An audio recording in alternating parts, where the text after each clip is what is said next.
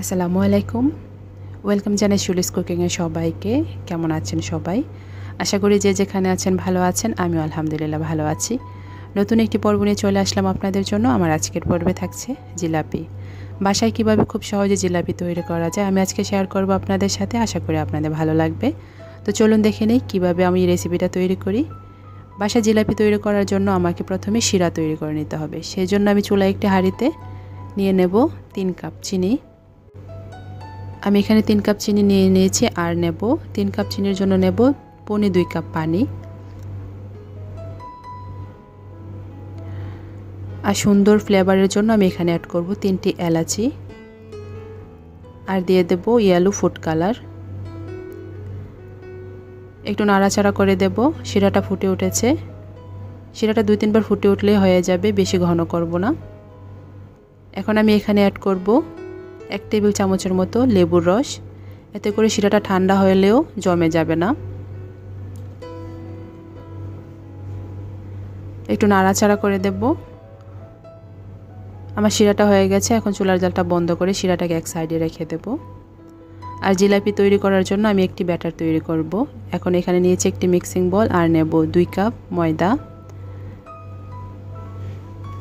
2 cup ময়দার জন্য আমি এখানে নিয়েছি ছোট ছোট দুটো ইনু প্যাকেট। এর মধ্যে 1 চা চামচের মতো করে আছে। এখন এই পাউডারটা ময়দার সঙ্গে ঢেলে নেব।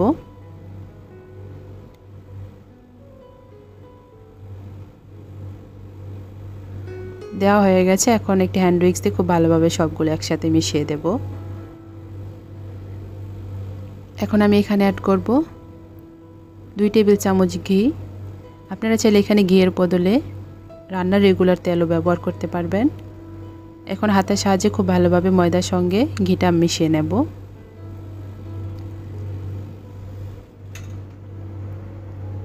মেশানো হয়ে গেছে। এখন নরমাল তাপমাত্রার পানি দেব। অল্প অল্প করে পানি দেব আর একটা হ্যান্ড উইক্স দিয়ে মিক্স করব।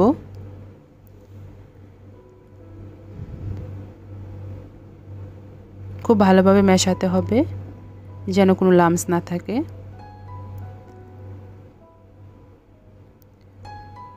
ইনু দিয়ে জিলাপি বানালে এর মধ্যে আর কিছু দিতে হয় না এক্সট্রা করে, টক দই অথবা বেকিং পাউডার বা বেকিং সোডা। আমার ব্যাটারটা প্রায় রেডি হয়ে গেছে।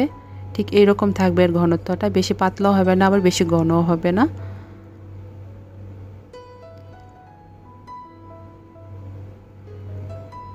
জিলাপি বানানোর জন্য আমি এখানে একটি টমেটো সসের বোতল নিয়েছি। এখন এই বোতলের মধ্যে মিশ্রণটাকে ঢেলে নেব। আপনারা চাইলে পাইপিং ব্যাগ অথবা জিপলক ব্যাগের মধ্যে করেও এই জিলাপিটা বানাতে পারবেন।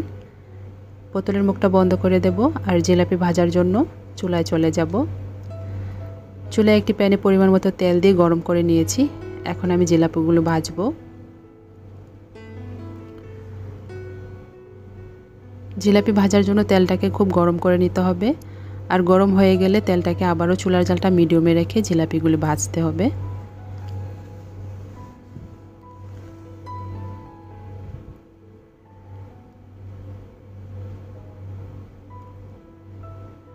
জিলাপির এক পিঠ হয়ে আসলে আমি অন্য পিঠ উল্টিয়ে দেব।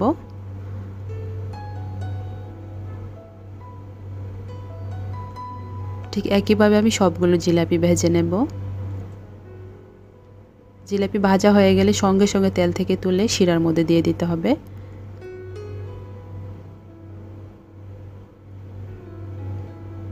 শিরার মধ্যে দিয়ে কয়েক মিনিট রাখতে হবে।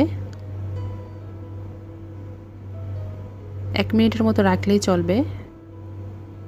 এর মধ্যে শিরা জিলাপি স্যুপ করে নেবে। শিরা থেকে তুলে নিয়েছি আর একটি প্লেটে নিয়ে নিয়েছি জিলাপিগুলো।